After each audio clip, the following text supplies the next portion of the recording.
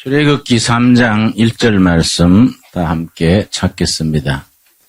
모세가 80이 되는 나이까지 40년간 호렙산 기슭에서 처가살이를 하게 됩니다.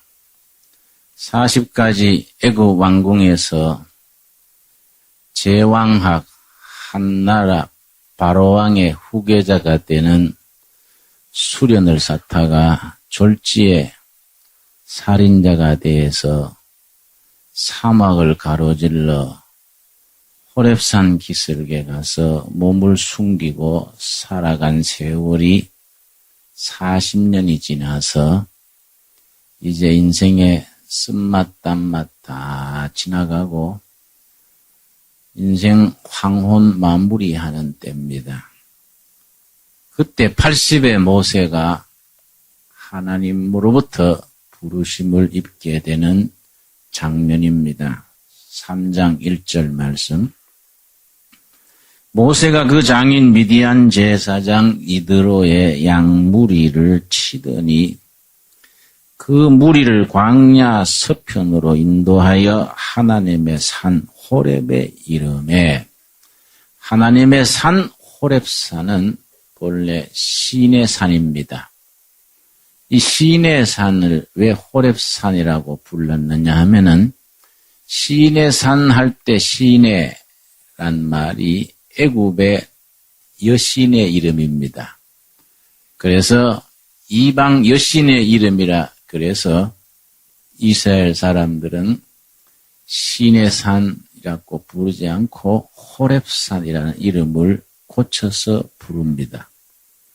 그 신의 산 호렙산 기슭에 미디안 족속의 제사장 그 집에서 처가살이 할 때에 40년 세월 동안에 모세가 그 시절이 얼마나 한스럽고 얼마나 뼈에 사무치는 후회 막급의 시대였던지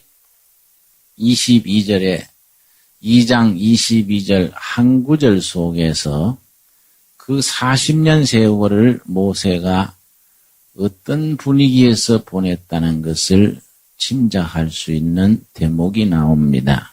2장 22절 그가 아들을 낳으며 모세가 그 이름을 게르솜이라 하여 가로되 내가 타국에서 객이 되었음이라 하였더라. 첫 아들을 낳아서 아들 이름을 아주 이상하게 불렀습니다. 게르솜이라. 내가 나그네 길에 덧없는 세월이 헛되이 흘러간다. 그런 뜻입니다. 세상 천지에 아들 이름을 그래 부르는 사람이 어디 있습니까? 자기 신세 타령을 아들한테 몽땅 뒤집어 세워서 아들 이름 부를 때마다 아이고 내 팔자야. 내 인생 완전히 구겨졌다. 게르솜아. 그 자기의 한과 이루지 못한 꿈과 젊은 날의 그 정열을 그걸 속으로 사귀면서 그 아들 이름을 그렇게 게르솜이라고 지은 겁니다. 그래서 이 게르솜이라는 이름이 좌절된 인생, 자기의 뜻을 이루지 못하고 그늘에 묻혀 살게 되는 한많은 세월을 상징하는 단어로 유럽에서는 문학에 자주 등장을 합니다. 가장 대표적인 것이 옛날 안소니 퀸이 나오는 프랑스 영화 길을 가는 영화가 있었습니다. 공마단 이 마을 저 마을 떠도는 공마단의 얘기인데 그 공마단 주인공의 이름이 게르솜입니다. 게르솜. 그 모세가 참 능력이 뛰어난 사나이인데 한때 혈기를 절제하지 못해서 공무집행 중인 왕의 공무원을 쳐서 죽이고 그 길로 피해서 호렙산에서 기슭에 양떼 먹이면서 40년을 허송세월을 하는 겁니다. 그래서 그 아들 이름에다가 게르솜이라는 이름을 짓고 자기 마음을 달랩니다. 드디어 3장 2절, 3장 2절에 80이 이르는 나이에 하나님께서 나타나시는데 유대인들에게 출애굽기 3장 2절은 대단히 중요합니다. 유대인들은 지금까지 출애굽기 3장 2절을 자기 민족적인 정체성, 아이덴티티를 여기서 찾습니다. 우리나라에서는 무궁화를 우리나라 나라꽃으로 삼고 있지요. 북한에서는 진달래를 나라꽃으로, 일본은 사쿠라를 나라꽃으로 그렇게 정하고 있는 것 같이 유대인들은 출애굽기 3장 2절에 나오는 말씀을 자기 민족을 상징하는 그런 내용으로 받아들입니다. 3장 2절 한번 같이 읽겠습니다. 여호와의 사자가 떨기나무 불꽃 가운데서 그에게 나타나시니라. 그가 보니 떨기나무에 불이 붙었으나 사라지지 아니하는지라. 떨기나무에 불꽃으로 임하신 하나님. 그 떨기나무가 유대인의 자신들이 생각하는 민족의 상징입니다.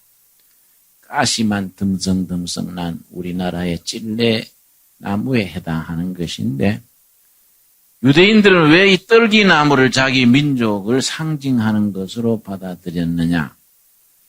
고난의 역사, 좌절과 고난의 역사가 나무 중에 가시만 듬성듬성한 떨기나무로서 자기 민족을 상징하는 겁니다.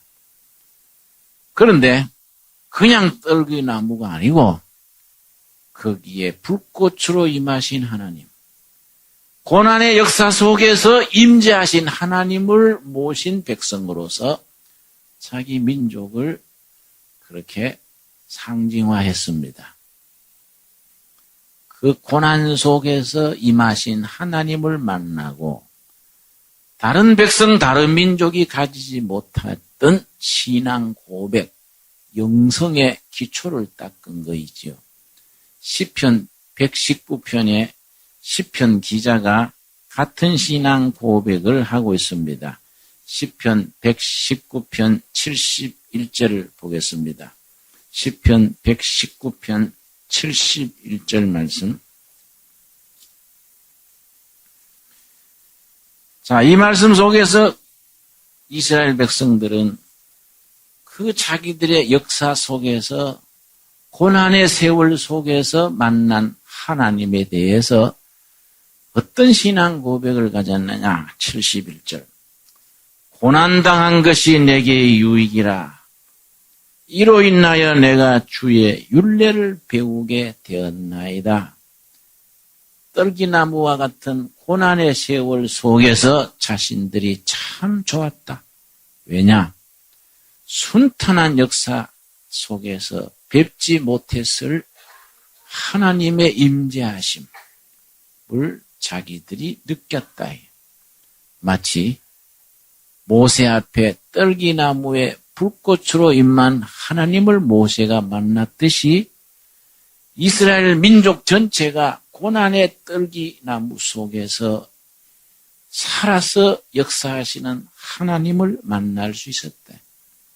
92절입니다. 시편 119편 92절에 그 고난의 역사를 어떻게 극복할 수 있었는가? 고난의 역사를 어떻게 극복했는가? 92절 같이 읽겠습니다. 주의 법이 나의 즐거움이 되지 아니하였더라면 내가 내 고난 중에 멸망하였으리이다.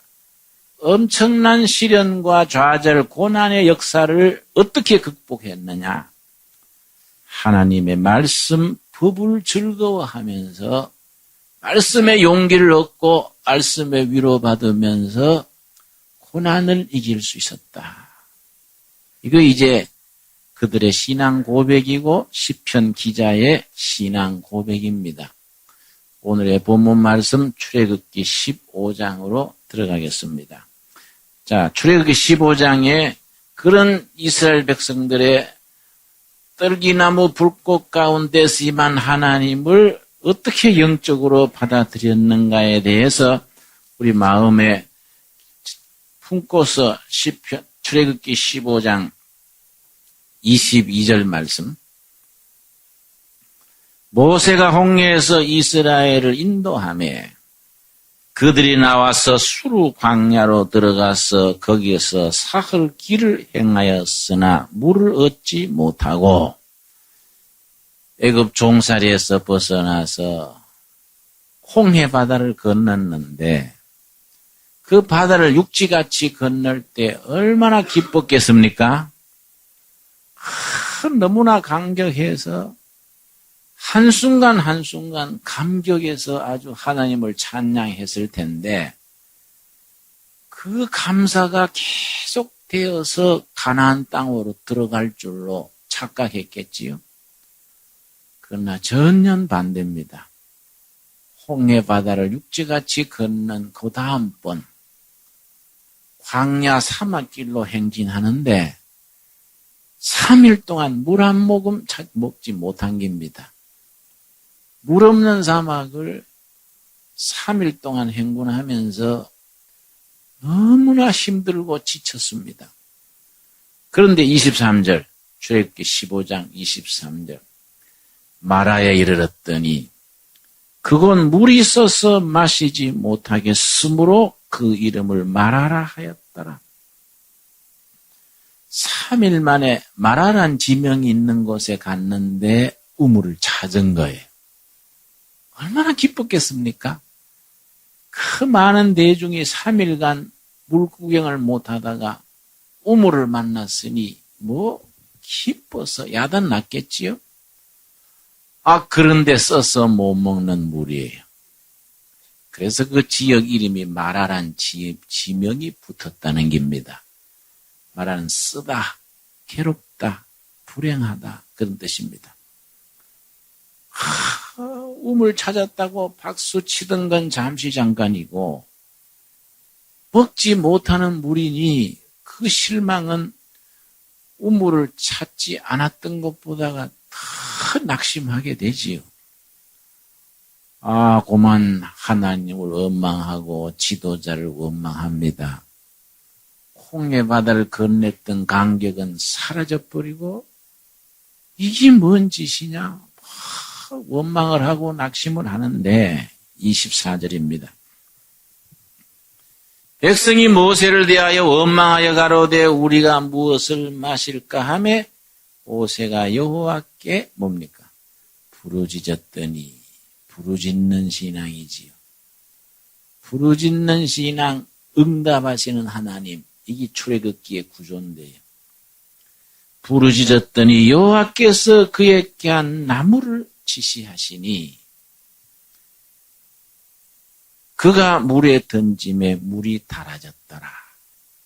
모세가 절박한 상황에서 하나님께 부르짖었더니 하나님께서 보여주시기를 마라 우물가에 이름도 남기지 않은 한 나무가 있었습니다. 그걸 잘라서 물에 넣었더니 물이 해독이 됐습니다. 지금 또 세계 식물학자들이 그 시나이 반도에서 그 나무를 찾고 있습니다. 정화제에 쓰려고요. 지금도 찾고 있어요. 대체 이게 무슨 나무일까? 그 이름도 남기지 않았던 나무를 잘라서 물에 넣었더니 오염된 물, 쓴 물이 단물로 바뀐 겁니다. 그래서 오늘 우리 묵상의 제목은 마라, 괴로운 세상이 어떻게 하면은 복된 세상으로 바뀌느냐예요. 거기에 쓰임받은 한 그루의 나무, 우리 자신을 거기에 비춰보는 겁니다.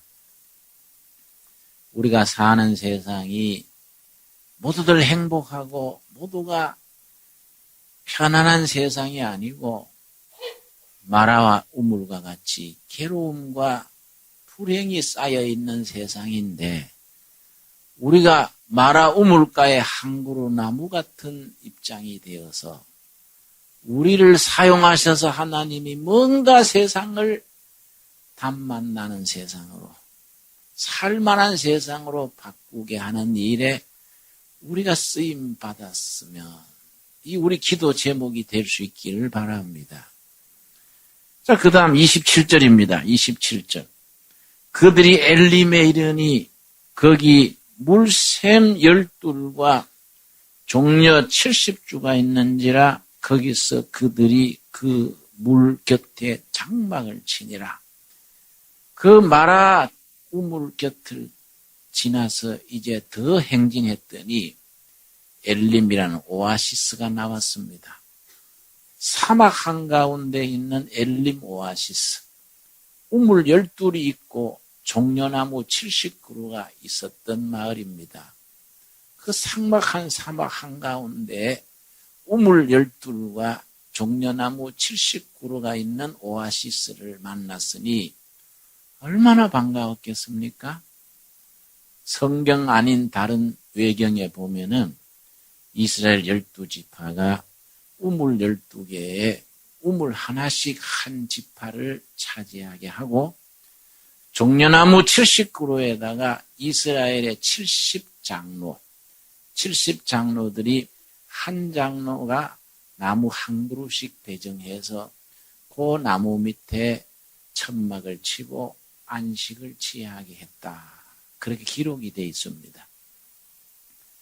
그러한 고사로 인하여 엘림이란 말은 안식과 평화를 나타내는 말로 쓰임받게 됩니다. 마라와 같이 괴로운 세상에서 엘림의 안식이 있는 세상으로, 그래서 오늘 말씀의 제목이 마라에서 엘림으로, 괴로움과 좌절, 한숨과 아픔이 있는 세상에서 여하이 엘림의 세상으로, 안식과 평화의 세상으로 우리가 바뀜받을 수 있느냐. 바로 거기에 우리 구주 예수님의 초청이 있는 겁니다. 수고하고 무거운 짐진 자들아, 마라 같은 세상에서 괴로움과 좌절, 아픔에 헤매는 백성들아, 내게로 오라. 엘림 오아시스로 오라. 내가 너희를 쉬게 하리라. 거기에 우리 영혼의 우물 12이 있고 종려나무 70그루가 있어서 거기에 우리가 예수님의 품에서 안식을 누리고 평화를 누리는 복된 터전이 있다. 그곳에 우물 12과 종려나무 70그루가 있었더라. 참 그 의미가 깊어요. 여러분, 마라가 엘림으로 변화되어가는 그 과정이 우리들의 신앙의 과정 아니겠습니까? 바로 룻기가 그 주제를 담고 있습니다. 사사기 다음에 룻기를 찾겠습니다. 룻기 1장 1절 말씀, 사사기 다음에 룻기 구약성경 401페이지에 룻기 1장 1절을 찾겠습니다. 룻기는 사장으로 된 짤막한 글입니다마는 대단히 룻기가 참 아름다운 글입니다. 사사시대에 있었던 아름다운 이야기. 사사시대는 거기에 무정부 시대, 이스라엘 백성들 역사의 암흑시기랬는데 암흑의 역사 속에서 아름다웠던 이야기가 룻기입니다. 바로 요즘같이 세상이 삭막하고 살기가 각박한 시대에 룻기의 이야기가 오늘 우리들에게 주시는 축복과 약속의 말씀이라고 받아들일 수 있어야겠습니다. 룻기 1장 1절 말씀. 사사들의 치리하던 때에 그 땅에 흉년이 드니라. 유다 어디지요? 베들레헴에.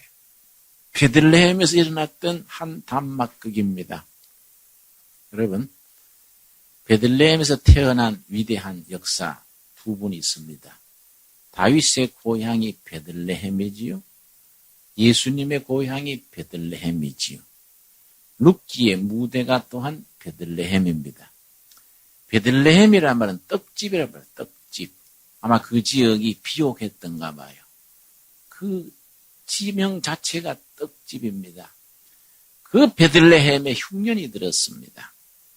베들레헴의 한 사람이 그 아내와 두 아들을 데리고 모압 지방에 가서 우거하였는데 그 사람의 이름은 엘리멜렉이요 그 아내 이름은 누굽니까?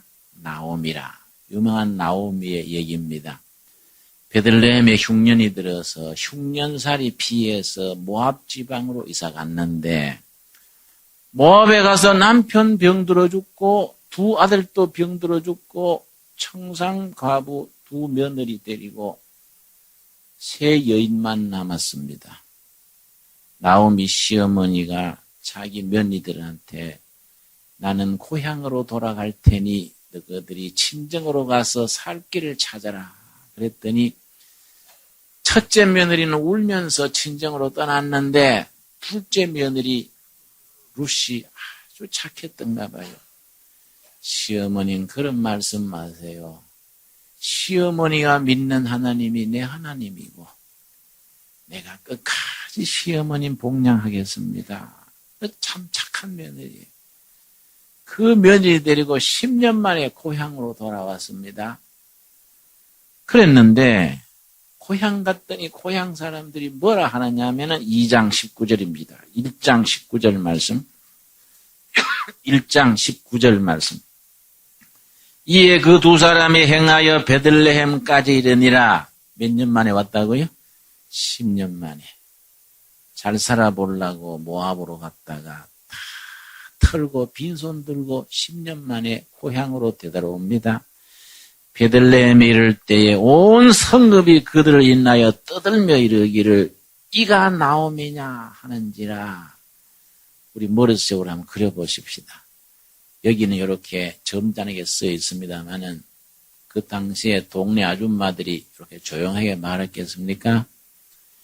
이게 누이고 나오미 아니라 안 죽고 살았구나. 아이고 요런 이 집 저 집 아줌마들이 나와가지고 아이고 나오미가 왔네 그렇겠지요. 근데 나오미가 뭐라 그랬냐면은 20절입니다. 나오미가 그들에게 이르되 나를 나오미라 칭하지 말고 뭐라고 하라고요? 말하라 해라. 나오미는 행복입니다. 말하는 불행입니다.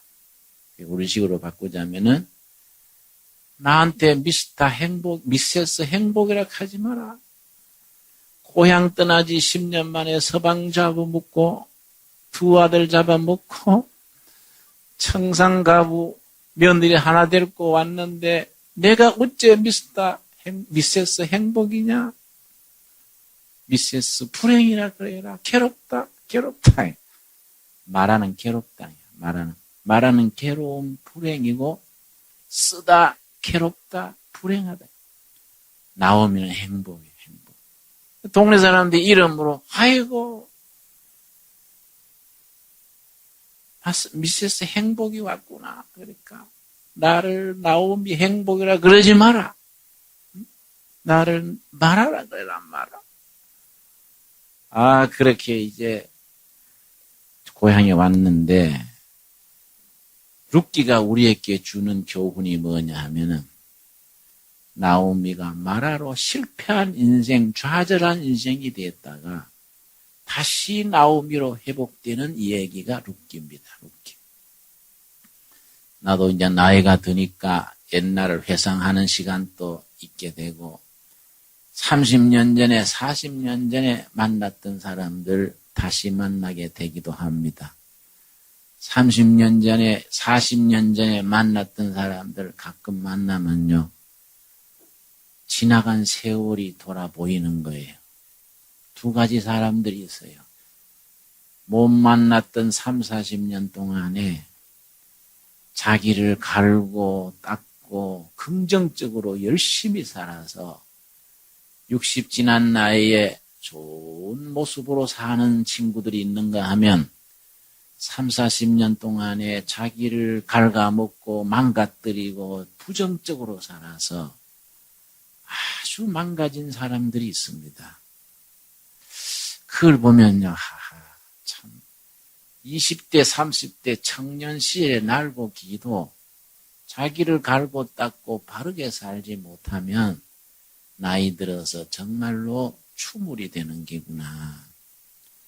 20대 시원찮았어도 정말로 믿음 지키고 바르게 산 사람들은 나이 들면서 좋은 모습으로 사는구나.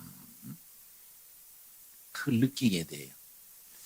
내가 10여 년 전에 모함을 받아가지고 사업에 망하고 아주 어려움에 있는 사람, 감옥에 들어가 있는 사람을 면회를 갔었는데요.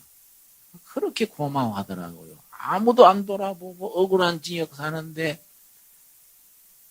목사가 와서 방문해 주니까 그렇게 고마워해요. 찾아와 주시니 고맙습니다. 그러길래 내가 성경에 옥에 있을 때 돌아보라 해서 왔는데 뭐 그렇게 할 거 없습니다. 뭐 성경대로 한 거이지 뭐 딴 거 아닙니다. 했는데 자기가 억울하게 사는 감옥살이인데요. 변명을 안 했어요. 그냥 자기 다른 사람 감사주고 다른 사람을 바르게 말했으면 자기는 풀려나고 딴 사람이 징역 갈 판인데 자기가 다 뒤집어섰어요. 그래서 한 8, 9개월 살고 나왔는데 그 뒤에 사람들이 밀어주고 열심히 해서 아주 크게 성공했더라고요. 아주 당당하게 버젓하게 살아가는 거예요. 그래서 내가 덕을 쌓고 사는 것이 참 중요하구나. 10여 년 전에 자기가 짐을 짊어지고 변명 안 하고 자기가 대신 고생했더니 그렇게 뒷길이 잘 풀려서 저렇게 당당하게 살아가는구나. 마라에서 나오미로 바뀌는 거야. 마라에서 엘림으로 바뀌는 거야. 고난에서 안식으로, 불행에서 행복으로, 좌절과 절망에서 행복과 평강으로 바뀌는 것이 이게 우리들의 신앙의 과정 아니겠습니까? 나오미와 룻, 이 두 고부간에 마라에서 나오미로 회복되는 데에 등장한 주인이 있습니다. 2장 1절이에요. 2장 1절. 여기 우리가 룻기의 핵심입니다. 나오미의 남편 엘리멜렉의 친족 중 유력한 자가 있으니 이름이 누구라고요? 보아스. 여기 보아스가 예수님의 그림자입니다. 예수님의 그림자. 구약의 예수라 그럽니다. 유력한 자 보아스. 유력한 자 보아스는 우리의 유력하신 분 예수님을 나타내는 본복입니다. 유력하다는 말은 세 가지 의미가 있습니다. 첫째, 힘이 있다. 힘이 있는 자. 둘째, 영향력이 있는 자. 세 번째, 도덕적으로 투명하고 깨끗한 자. 바로 예수님을 나타내주는 그림자라는 거이지요. 그 보아스가 나오미와 룻의 두 고부를 마라에서 괴로운 인생길에서 복된 인생길로 변화되게 해주는 겁니다. 바로 우리 구주 예수님이 유력하신 분, 우리의 친척 예수님이 우리를 마라에서 엘림으로, 마라에서 나오미로 우리 삶을 변화시켜 주시는 겁니다. 자, 이 며느리가 시어머니 봉양하려고 베들레헴에 왔는데 먹고 살 게 없지 않습니까? 마침 보리배는 절기입니다. 보리밭에 이삭 주스로 갔습니다. 이삭 주워 가지고 시어머니 봉양하려고 갔는데 그 밭 주인이 보았어요. 젊은 과부 며느리가 시어머니 봉양하는 그 모습이 하도 기특해서 자기 일꾼들한테 보리 이삭을 대충 걷고 많이 떨어뜨려 놔라. 저 젊은 과부가 시어머니 모시고 사는 게 기특하니 다른 밭에 안 가도 되도록 보리 이삭을 많이 흩쳐놔라. 떠진 마음이지요. 그렇게 했는데 3장 1절 말씀. 3장 1절. 이제 사건이 벌어지는 겁니다. 룻의 시모 나오미가 그에게 이르되 내 딸아 내가 너를 위하여 뭐이지요? 안식할 곳을 구하여 너로 복되게 하여야 하지 않겠느냐. 안식할 곳을 구해서 복을 누리게 해야 되겠다. 결혼하는 겁니다. 결혼. 가정을 이루는 것. 그래서 묵기의 신학적인 메시지는 결혼하여 가정을 이루는 것은 복을 누리는 것이다. 가정의 안식, 가정의 축복을 말하는 겁니다. 며느라, 네가 나만 보고 살겠니? 결혼해서 복을 누리게 내가 도와줘야지. 참 착한 며느리, 시어머니지요? 자기 며느리 길을 열어주려고, 아가야, 내가 네가 안식을 누리도록 재혼을 시켜야겠다. 그래가지고 시어머니가 며느리 코치를 하는 겁니다. 왜냐? 이스라엘의 전통과 풍속은 가장 가까운 친척이 돌아보게 돼 있거든요. 그래서 그걸 권하는 겁니다. 7절, 6절, 3장 6절. 그가 타작마당으로 내려가서 시모의 명대로다 하니라. 보아스가 먹고 마시고 마음이 즐거워서 가서 노젓가리 곁에 눕는지라. 룻이 가만히 가서 그 발치 이불을 들고 거기 누웠더라. 이걸 요즘 말로 보이 헌팅 그래요. 보이 헌팅. 그러죠? 밤에 살짝이 들어가는 겁니다. 살짝이 들어가지고 이부자리 곁에 조용히 앉았는 겁니다. 이부자리. 응? 눈에 훤하지요? 예. 그걸 시어머니가 코치해 주는 겁니다. 아무 경험이 많으니까. 그렇죠? 그랬는데, 8절 말씀. 밤중에 그 사람이 놀라 몸을 돌이켜 본즉 한 여인이 자기 발치에 누웠는지라. 뭐 지금 우리 식으로 말하면 이 웬 떡이냐 뭐 이런 식이겠지요. 말하자면 이게 어떻게 된 일이냐, 응? 도대체 이게 누구요? 이러니까 이 룻심을 자기 시어머니 코치한 대로 당신이 우리의 가장 가까운 친척입니다. 그 친척이 그걸 거두어들게 돼 있다 이 말이에요. 그래서 이제 사건이 잘 진행이 돼가지고 결혼을 하게 되는데 이만 이제 해피엔딩이지요. 4장 1절 말씀. 4장 1절. 보아스가 성문에 올라가서 거기에 앉았더니 마침 보아스의 말하는 기업 물을 자가 지나는지라. 가장 가까운 친척이 그 시어머니와 며느리를 받아들여서 재산을 회복해주고 이렇게 하는데 그 나오미네가 10년 전에 고향 떠날 때 땅을 팔고 가지 않았겠습니까? 그걸 가장 가까운 친척이 돈을 주고 그 땅을 되찾아서 생업을 이어주는 것을 기업을 물은다 그래요. 가장 가까운 친척이. 근데 보아스 말고 더 가까운 친척이 한 명 있었던 거예요. 그 사람한테 보아스가 가가지고 나오미, 룻의 이 둘을 당신이 우선 권한이 있으니까 거두겠어요. 당신이 안 한다면 내가 하겠어요. 그랬더니 그 사람이 생각을 해보니 그 시어머니 며느리 맡아가지고 자기 책임이 크단 말이야. 아이고 나는 안 하겠어. 그러니까 그럼 보아스 차리거든요. 그럼 자기가 감당해서 이제 결혼을 하는 겁니다. 그건 이스라엘의 문화와 전통이니까 우리는 잘 이해하기가 물론 쉽지 않지요. 요는 이 메시지가 우리한테 주는 것은 우리의 기업 물을 자 예수님이 구약시대에는 돈을 주고 넘어갔던 땅을 되찾아 주는데 지금은 우리에게 우리의 친척 되신 예수님, 우리의 기업 물을 자 예수님이 돈을 주고 되찾는 게 아니라 십자가의 핏값을 치르고 우리 영혼을 되찾아 준다. 요 메시지. 이해갑니까? 여기 우리가 신약으로서 구약을 읽는 초점입니다. 다시 말씀드립니다. 기업 물을 자 친척 보아스가 돈을 주고 넘어갔던 땅을 되찾아서 생업을 이어주게 하듯이 우리는 우리의 친척 되신 예수님이 돈을 주고 우리를 되찾는 게 아니라 십자가의 핏값을 치르고 우리를 죽음에서 심판에서 되찾아서 하나님의 자녀로 입적시키는 거예요. 아멘이 됩니까?